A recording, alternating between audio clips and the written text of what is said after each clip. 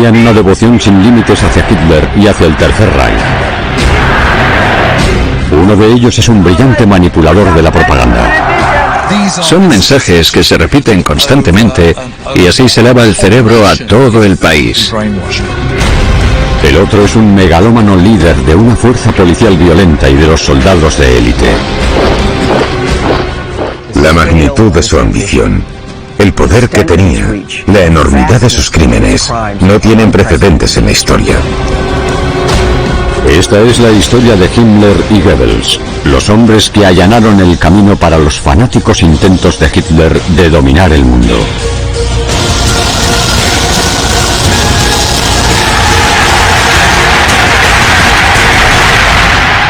Nazi megaestructuras, listos para la batalla. Los seguidores de Hitler. El ascenso de la maquinaria nazi de Adolf Hitler comienza en 1920 cuando se convierte en jefe de propaganda del Partido Obrero Alemán.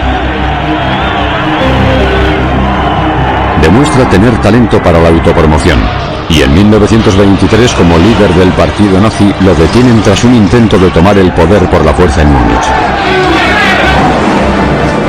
En su juicio por el putsch de la cervecería de Múnich consigue justo lo que desea: notoriedad nacional. Mientras Hitler está en la cárcel, el hombre que fue su mano derecha para crear la maquinaria de propaganda nazi asciende en la jerarquía del partido.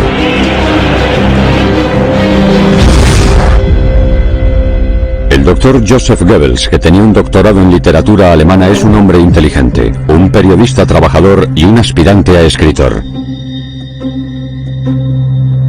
Camina cojeando porque tiene una deformidad en un pie provocada por la polio infantil. Pero Goebbels es un hombre destacado y, al igual que Hitler, ha demostrado tener un don para la propaganda. Hitler es consciente de que puede cautivar a una multitud.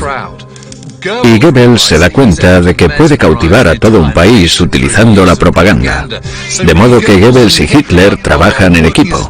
Son una especie de matrimonio de mentes y se dan cuenta de que no pueden trabajar el uno sin el otro. Juntos se aprovechan del caos y del colapso económico total que asola a Alemania tras la Primera Guerra Mundial. Hay mucho desempleo, hay un colapso económico, hay una hiperinflación, por lo que se convierte en un lugar propenso a la violencia, al vandalismo y a todo tipo de elementos negativos. Ellos ofrecen una salida a la ira de cada persona. A medida que crecen los apoyos, Hitler se convierte en un objetivo para los adversarios políticos. Crea su propia guardia personal para protegerse a sí mismo. Se llama Schutzstaffel o escuadras de protección, conocidas como SS. Mientras está en su tarima dando discursos, necesita asegurarse de que puede expresar lo que quiere. Hitler inspiró a un joven desilusionado, Heinrich Himmler, un asistente administrativo de 25 años. Himmler acusa a los judíos de la derrota alemana en la Primera Guerra Mundial. Le impulsa el deseo de erradicar a los grupos étnicos no germanos. Se une a las SS compuestas ya por casi 200 personas. Piensa, esta gente es lo que necesito. Aquí puedo ponerme uniforme, jugar a ser soldado y hacer algo para solucionar los problemas de Alemania.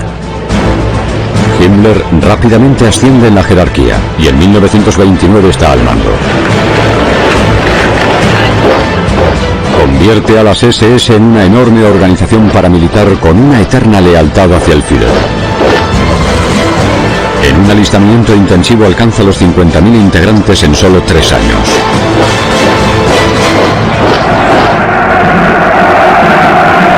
En 1933, Hitler y los nazis controlan Alemania.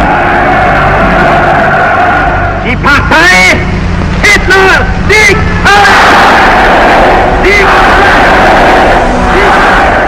De repente, cuando Hitler toma el poder, ya no se trata de proteger a Hitler, sino se trata de proteger también al Estado, y eso implica policía, y de repente la red se va ampliando cada vez más. Himmler se convierte en el jefe de la policía de Múnich. A medida que aumenta su poder, miles de personas más se unen a las SS.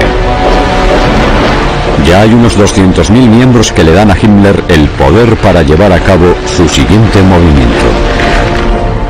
Las SS ayudan a deshacerse de muchos de los adversarios políticos de Hitler. Para ello, Himmler desarrolla la idea del campo de concentración. Se crea una especie de cordón enorme donde meten a los presos políticos para alejarlos de la sociedad, para que dejen de ser un problema. Himmler elige la ciudad de Dachau a solo 17 kilómetros de Múnich.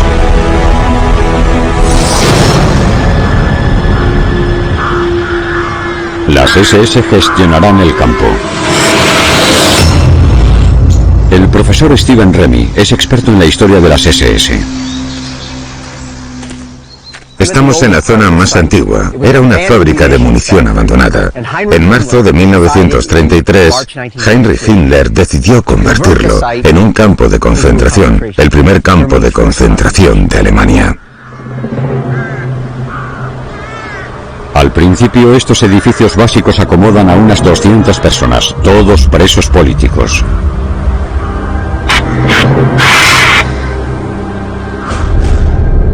El prototipo de campo de concentración consta de 11 edificios de cuarteles rodeados de una valla de alambre de púas y de 3 torres de guardias. Dachau iba a ser un complejo para formar a las SS, no solo a los guardas de prisiones que estuvieran en este o en otros campos, sino para servir en toda la infraestructura de terror que gestionarían las SS. Ahora Himmler puede acelerar su gran plan de convertir las SS en una organización que controle todos los aspectos de la vida alemana.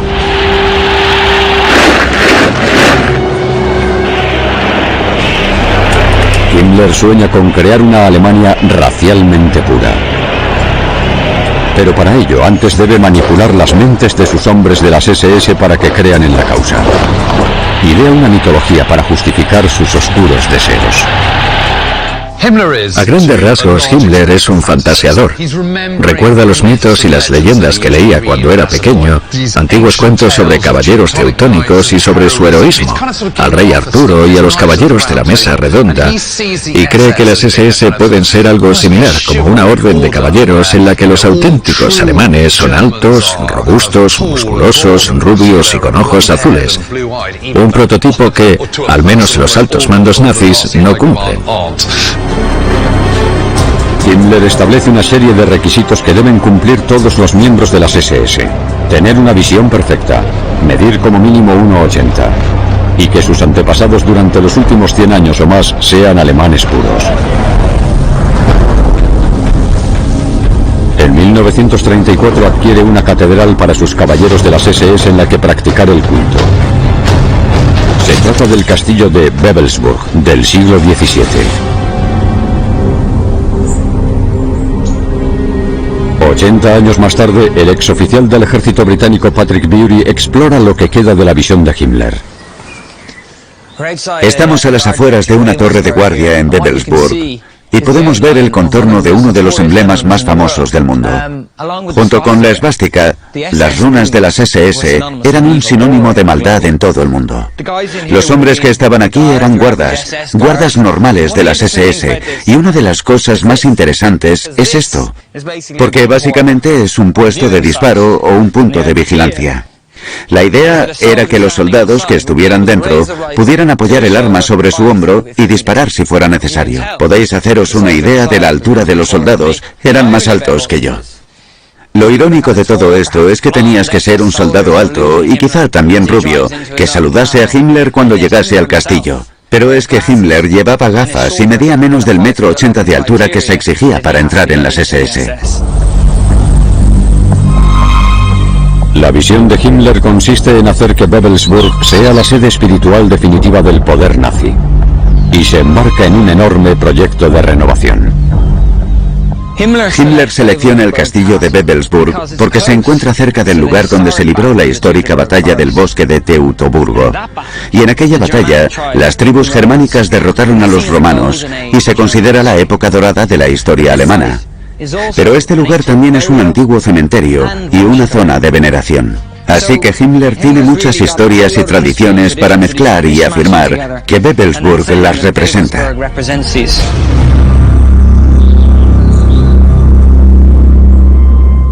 Himmler quiere que el castillo parezca lo más grande posible.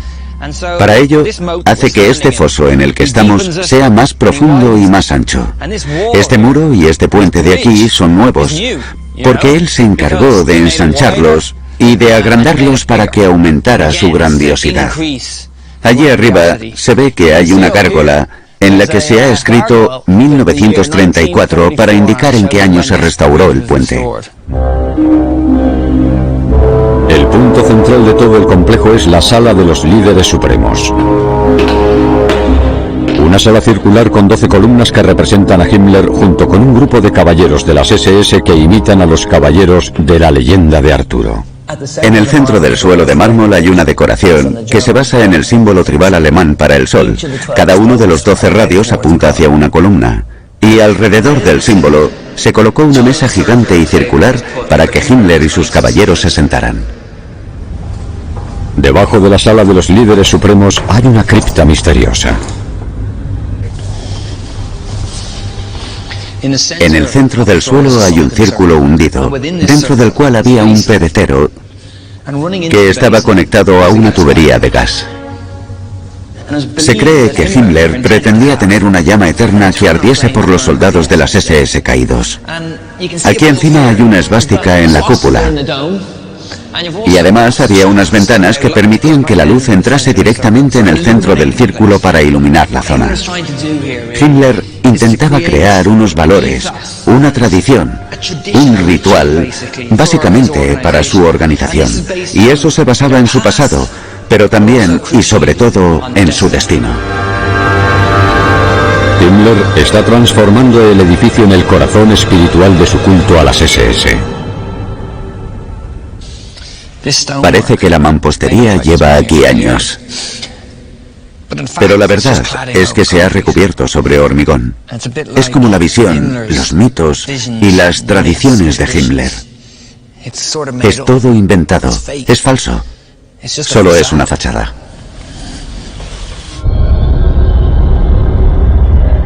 En 1936, Himmler controla todas las fuerzas policiales alemanas. Ahora la organización de las SS tiene dos divisiones principales. La Allgemeine SS, que controla la policía y la seguridad interna. Y la Totenkopfverbände, que gestiona los campos de concentración. Himmler reescribe la legislación estatal para que las SS tengan el poder de detener a quien quieran y cuando quieran. Crea un ambiente de miedo en la que la más mínima oposición al régimen nazi implica la detención. Pero hay demasiadas personas detenidas y eso supone un nuevo problema. En 1937 hay 3 campos de concentración principales en Alemania: Sachsenhausen, Buchenwald y Dachau. Pero no son lo suficientemente grandes para la afluencia de prisioneros. Dachau se diseñó originariamente para acomodar a 5.000 personas, pero Himmler pretende que haya 10 veces más. Estoy en el Juchhaus, el principal edificio administrativo del campo de prisioneros.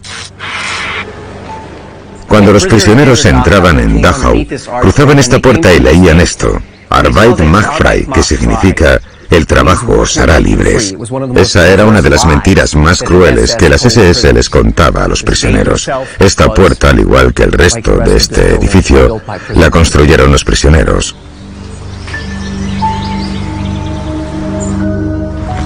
Heinrich Himmler quiso tener a decenas de miles de prisioneros en Dachau y en otros campos de concentración. Estos son los cimientos de los cuarteles que se construyeron cuando las SS reconstruyeron y ampliaron el campo. Cuando terminó la guerra había 34 cuarteles.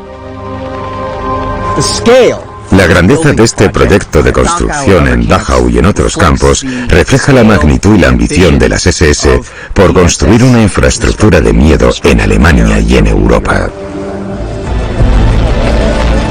Cuando Himmler acaba de manera efectiva con toda la oposición política, Goebbels organiza las apariciones públicas de Hitler.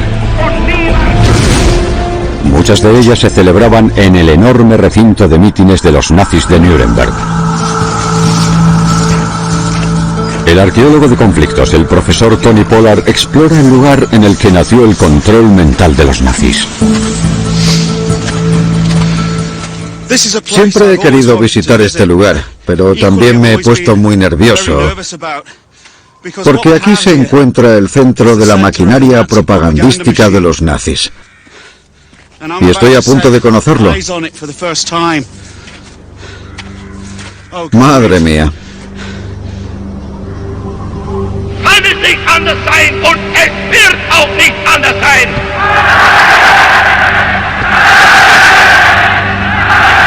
Me recuerda mucho a todas las películas de propaganda que hemos visto todos, y en las que había un recinto que estaba lleno de miles de nazis.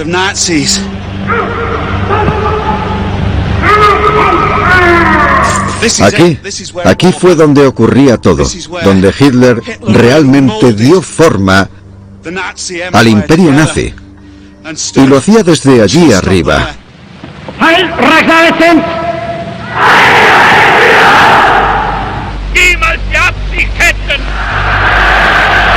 El arquitecto Albert Speer lo diseñó en 1934 y es uno de los mayores complejos de edificios nazis de todo el Tercer Reich. Este lugar me resulta muy familiar.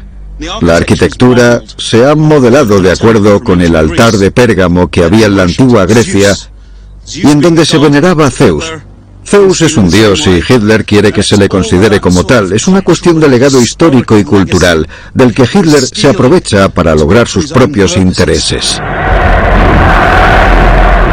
En 1938 el recinto de mítines de Nuremberg atrae a casi 750.000 devotos que idealizan a Hitler con algo similar a un fervor religioso.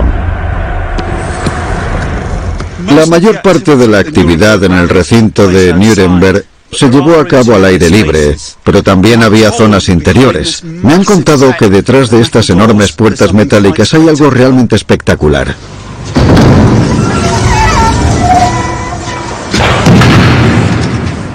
Oh, mirad. Es como caminar por un templo griego. Las paredes son de mármol y el techo es muy alto. Además tiene decoración de mosaicos con oro. Pero no son mosaicos cualquiera. Son esvásticas entrelazadas que van de un extremo a otro de esta gran sala. Esto demuestra que la filosofía nazi se convirtió en una pseudo-religión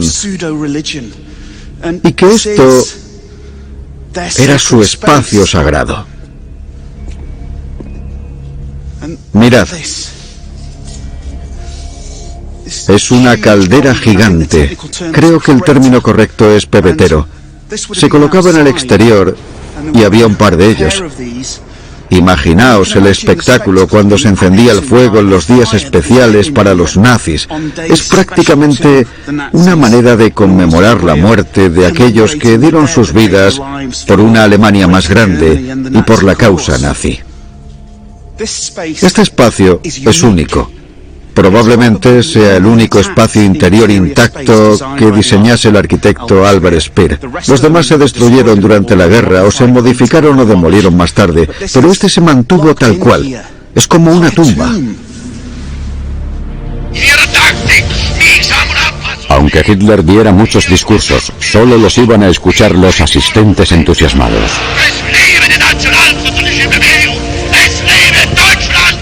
Necesita comunicar a todo el país estos extraordinarios discursos y el doctor Joseph Goebbels sabe exactamente cómo hacerlo.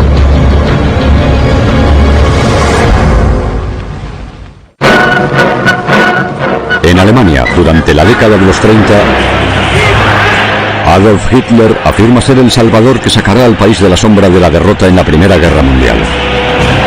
El doctor Joseph Goebbels, su brillante jefe de propaganda, identifica el dispositivo con el que podrá ayudar a Hitler a conquistar todo el país. En el recinto de mítines de Nuremberg, Hitler puede hablar con miles de alemanes, pero a través de la radio puede hablar con todo el país. La jugada maestra de Goebbels consiste en lanzar una radio estatal barata y dirigida en masa a aquellas personas que escuchen la radio pública. Cuando Hitler llega al poder en 1933, el Volksempfänger, o el receptor del pueblo, se convierte en el medio por el que la retorcida doctrina de los nazis llega a los hogares alemanes. Durante los siguientes 6 años se cuadriplica el número de usuarios de radio. Justo antes de la guerra, en Alemania hay más radios por hogar que en cualquier otra parte del mundo, incluido Estados Unidos. Tener una herramienta de propaganda en los hogares alemanes solo es útil si Goebbels logra explotarla. Para ello prohíbe las opiniones contrarias en la prensa. Además, en 1935 cierra 1.600 publicaciones y en 1938 prohíbe 10.000 más. La radio se convierte en el altavoz de la propaganda nazi, que se cuela hábilmente entre la programación diaria para que el mensaje nazi parezca aceptable. Toma el mando literalmente de las emisoras de radio. Todo está bajo su control. Goebbels es consciente de que los discursos de Hitler no pueden resonar las 24 horas del día, así que debe haber más cosas. Para lograr el efecto deseado de sus mensajes, intenta intercalarlos con otro material, ya fuera musical, cómico o de cualquier tipo. Por eso es efectivo. La variedad es esencial. Los mensajes de propaganda que se repiten son sencillos, patrióticos y deliberadamente divisorios. Identifican a los enemigos para despreciarlos y para fomentar un sentido de la unidad y de la superioridad racial. El gran lema de Goebbels es repetir, repetir y repetir. No hay un único mensaje, sino que se dice que Hitler es nuestro salvador, que Hitler es un genio, que nosotros somos buenos y los judíos son malos. Son mensajes que se repiten constantemente y así se lava el cerebro a todo el país. Parte de esta incesante propaganda consiste en adoctrinar a la gente desde muy pequeña. Si adoctrinas a los jóvenes, puedes hacer que se crean prácticamente todo lo que quieras. Por ley, las juventudes hitlerianas pronto se convierten en la única organización juvenil autorizada. Además, se crean en toda Alemania unos 40 institutos de educación política nacionales. Son escuelas para los futuros líderes nazis. El historiador Peter Lipp explora los restos abandonados de una de las escuelas construidas con un único fin, cerca de Leipzig. Cuando los nazis llegaron al poder en 1933, no creían que fueran a estar allí durante solo una década, sino que pensaban crear un Reich de 1000 años. Y este Reich necesitaba generaciones de élites futuras para gobernar Alemania y los territorios anexionados en el este. Aquí hay un monumento abandonado al elitismo nazi.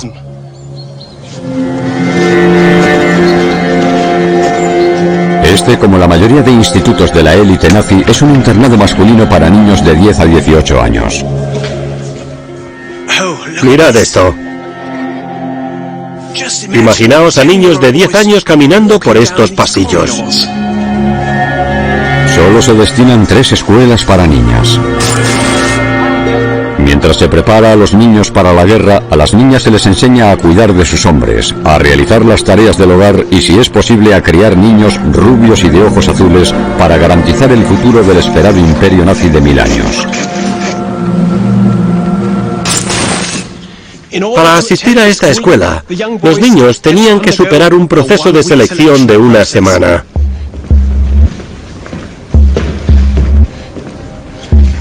Tenían que ser arios, blancos como la nieve y estar en plena forma física. Las gafas les excluían de entrar. La obediencia y el valor eran primordiales.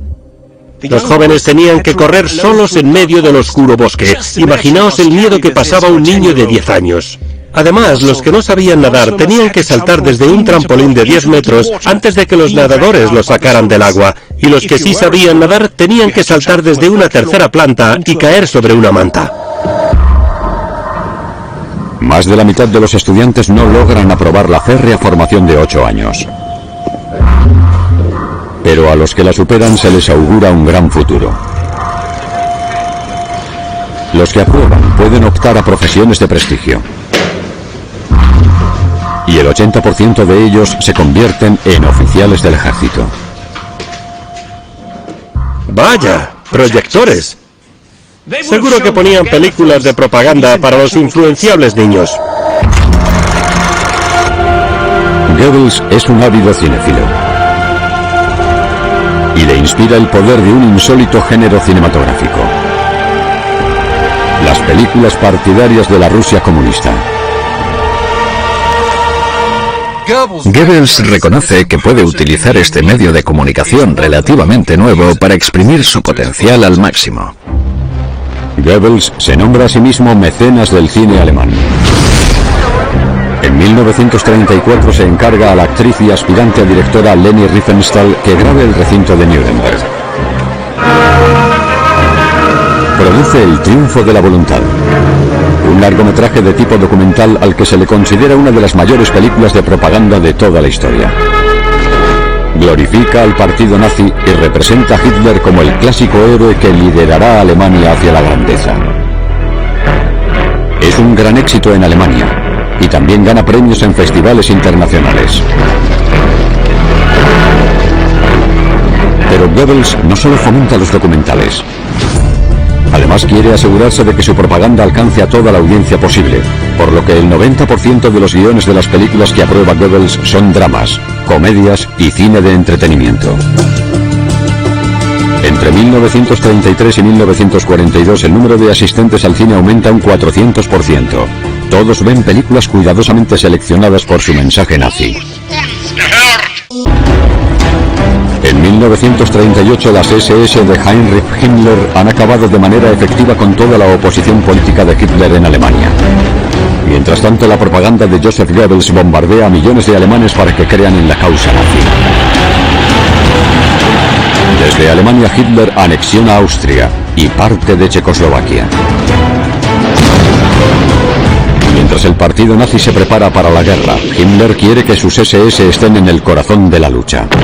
Planea una facción militar, las Waffen-SS. En 1939 hay unas 250.000 personas en las SS, pero no tenían una formación militar adecuada. Son policías, vigilantes de seguridad, guardas de campos, y eso es muy diferente a ser soldado en el frente. Ante la inminente guerra, Himmler ha construido una instalación de formación militar en la ciudad de Bad Tolf. La escuela está pensada para formar a oficiales de élite que liderarán los futuros ejércitos de soldados de las SS. Cuando Himmler crea esta escuela, toma como ejemplos a Sandhurst en Reino Unido o a West Point en Estados Unidos, pero quiere ir mucho más allá. Además de 5 horas de educación política semanales, Bad Tolf se centra en la formación militar y atlética. Heinrich Himmler sentía una extraña fascinación por la aristocracia británica, la élite británica. Creía que esta élite dominaba la sociedad británica y confiaba en que las SS cumplieran una función similar en la nueva Alemania. Algunas de las actividades físicas y de las actividades de ocio para las que se formaba a los oficiales en Bad Tolf reflejaban esta fascinación hacia la élite británica, como la hípica e incluso el cricket. En septiembre de 1939, las unidades de las SS de Hitler están preparadas para desplegarse.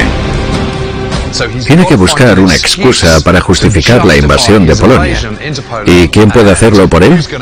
La única organización que puede hacerlo son las SS de Hitler.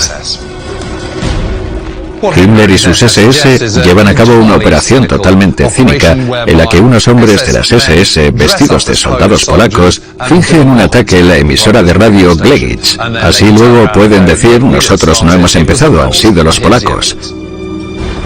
Lo curioso es que con este falso ataque, y en solo unos minutos, las SS logran diseñar la excusa perfecta que necesita Hitler. Y al día siguiente habla en la radio y dice: mirad lo que han hecho los polacos.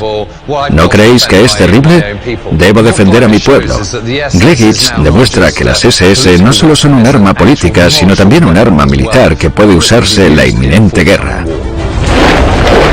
Gracias a las SS, Hitler invade Polonia. Ha comenzado la Segunda Guerra Mundial y las SS están a punto de exportar su régimen del terror por toda Europa.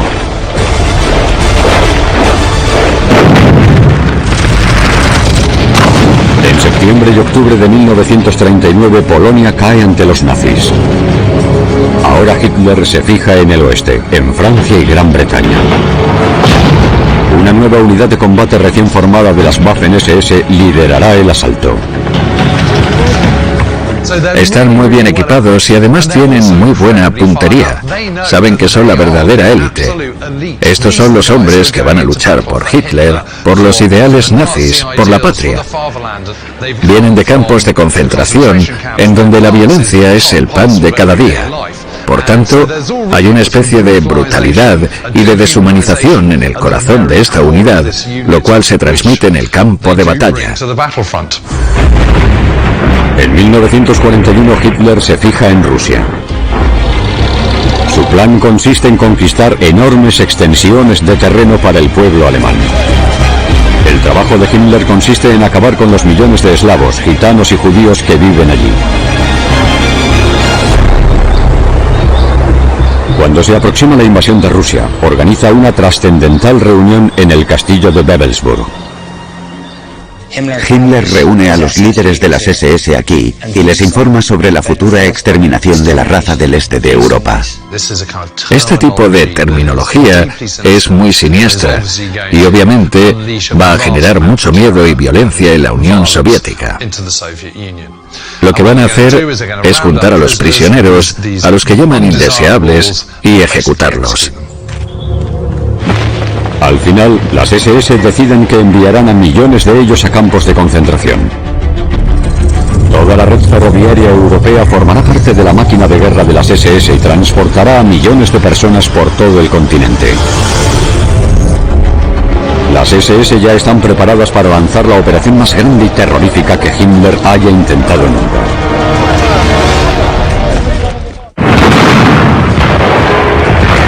El 22 de junio de 1941, Alemania invade Rusia. En un año, el plan de Himmler de matar a millones de personas está en marcha. Se detiene y transporta a cientos de miles de personas por toda Europa. Las condiciones eran inconcebiblemente horribles.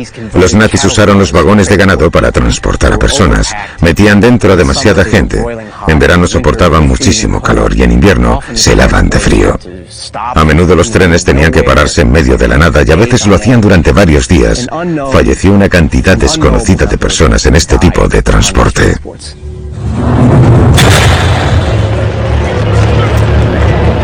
Los que sobreviven al transporte llegan a un nuevo tipo de infierno.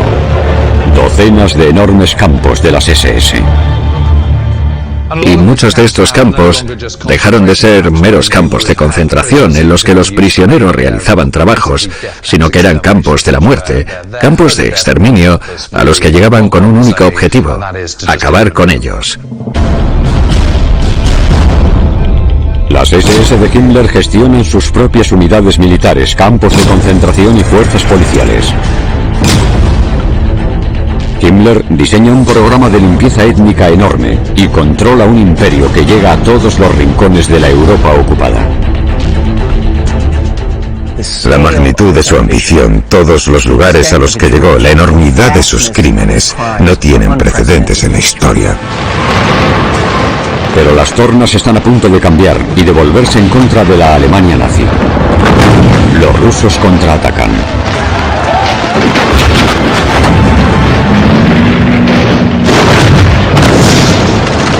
Ahora combaten en tres frentes: contra Gran Bretaña, contra Estados Unidos y contra la Unión Soviética. La Alemania nazi corre el peligro de perder la guerra. Pero en un golpe maestro de la propaganda, Joseph Goebbels reconoce por primera vez que el país está en apuros. Afirma que la derrota ante los bolcheviques soviéticos es un destino peor que la muerte y hace un último llamamiento a las armas, en el que añade que no pueden rendirse. A esto se le conoce como el discurso de la guerra total. El discurso de Goebbels en el Palacio de los Deportes de Berlín en febrero de 1943 es muy pero que muy importante porque implica un cambio abismal. Es la primera vez que insinúa que es posible que no ganen y que la única manera de evitar esta terrible crisis es que todas y cada una de las personas de Alemania hagan todo lo que puedan por el esfuerzo bélico.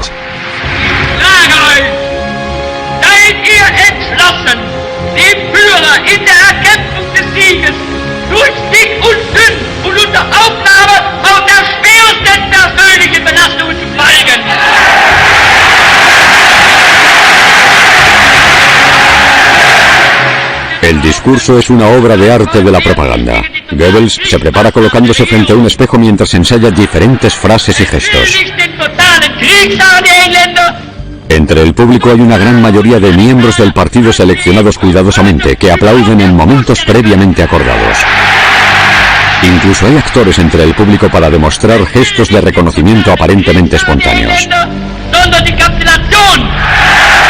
Como refuerzo, hay aplausos previamente grabados. Se nacionaliza toda la producción bélica. Se hace un llamamiento para que las mujeres alemanas trabajen en fábricas de munición. Y se construyen megafábricas para hacer frente a este incremento masivo de la producción. La industria armamentística aumenta su productividad en un 300%. Pero en los campos de batalla de Europa, los nazis comienzan a perder terreno ante el avance de las fuerzas aliadas. Aún así, las ruedas de la máquina propagandística de Goebbels siguen girando. Y ahora los nazis llevan a cabo su mentira más audaz hasta la fecha. Tony Pollard está en el antiguo campo de concentración de Theresienstadt en la República Checa, donde una mentira nazi engaña al mundo. Theresienstadt comienza como una mera ciudad con cuarteles para dormir. Se construyó dentro de una fortaleza del siglo XVIII, pero en 1941 la Gestapo toma el control. Se desplaza a la población local y se mete allí a los judíos. Los nazis no tardan en darse cuenta de que aquí hay más judíos de clase media y con un buen nivel cultural que en cualquier otro lugar del Tercer Reich. Y los utilizan como parte de su estratagema de propaganda para hacer creer a los oficiales de la Cruz Roja que la visitan que las condiciones en el campo son ejemplares. E inspirados por el éxito de su mentira, incluso hacen un documental para intentar engañar al público internacional.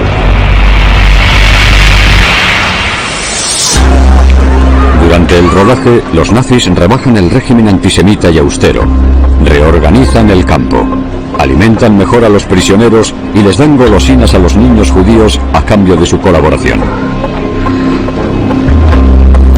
A algunos de los adultos judíos les ofrecen papeles de interpretación y de dirección, por los que prometen perdonarles la vida.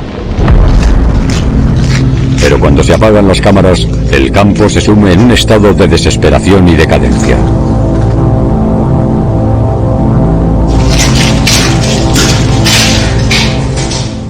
El cuarto de calderas. Y en esta cámara tenían ganchos dentro para colgar la ropa y vaporizarla a altas temperaturas. Se hacía para despiojarla porque las plagas eran un problema real al tener a tanta gente viviendo junta y en condiciones antihigiénicas.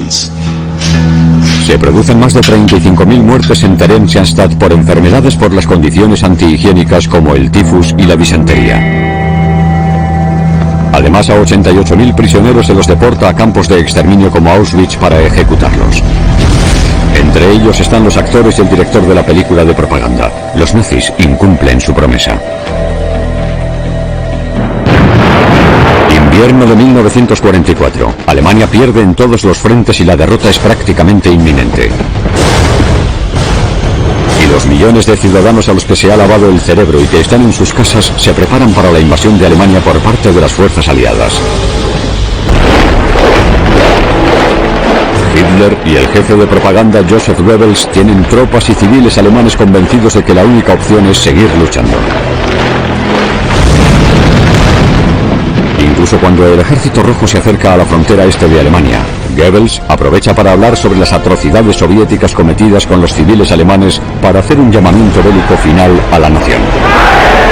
Y para motivarles con odio y miedo ante el avance de las tropas soviéticas.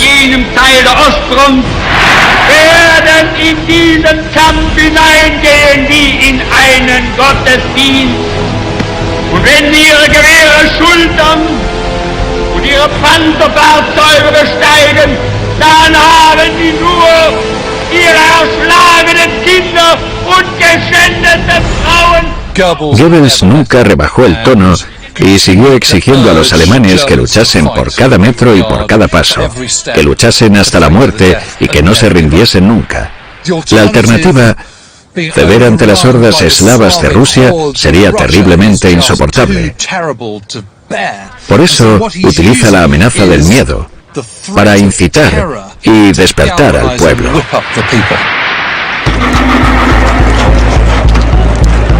La influencia de la propaganda de Goebbels no se debilita, incluso cuando el ejército rojo está a las puertas de Berlín. Cuando su propio ejército no puede llegar a la ciudad, Goebbels incita a los ancianos, las mujeres y los niños para que luchen hasta la muerte contra los despiadados enemigos soviéticos en la defensa final de la que en su momento fue la capital inexpugnable del Tercer Reich. Y lo único que se consiguió fue una masacre, tanto de alemanes como de rusos. En la batalla final y violenta de Berlín, 100.000 civiles pierden la vida. Y 6.000 se suicidan al creerse el mensaje de la propaganda que afirma que es peor que te capturen los soviéticos a morir.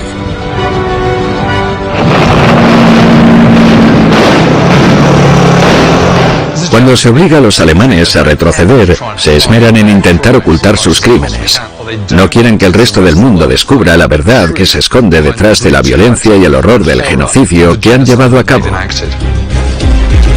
El 29 de abril de 1945, las tropas estadounidenses llegan a Dachau y la liberan. En Dachau se produjo la muerte de unas 32.000 personas. Pero en otros campos de concentración y de exterminio se produjo el asesinato de millones de personas a las que se llevó en masa hasta estos horribles lugares para después trabajar hasta la muerte o ejecutarlos brutalmente de manera sistemática.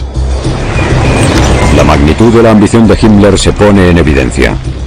Más de 11 millones de personas han perdido la vida a manos de las SS. El 30 de abril, Adolf Hitler se suicida.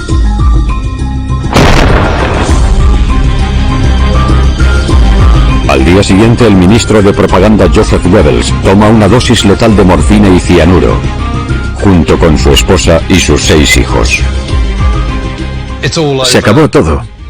Alemania está en ruinas, pero Himmler no tiene la más mínima intención de tirar la toalla. Se fuga, se da cuenta de que su vida en la Alemania nazi ha terminado, pero confía en permanecer oculto. Ahora es uno de los hombres más buscados del mundo y los aliados pretenden encontrarlo y detenerlo. El 23 de mayo de 1945 lo capturan los británicos. Durante un reconocimiento médico ingiere una cápsula de cianuro y se suicida.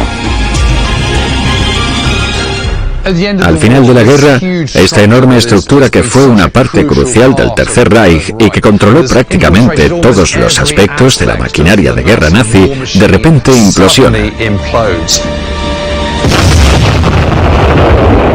De la noche a la mañana, las SS, esa estructura y organización tan grande, deja de existir. Se juzga a miles de miembros de las SS en toda Europa. En Dachau, un tribunal militar estadounidense especial condena a muerte a 420 personas. Se considera que las SS es una organización criminal. El terrible legado de las SS de Himmler es como un monumento de los horrores del nazismo.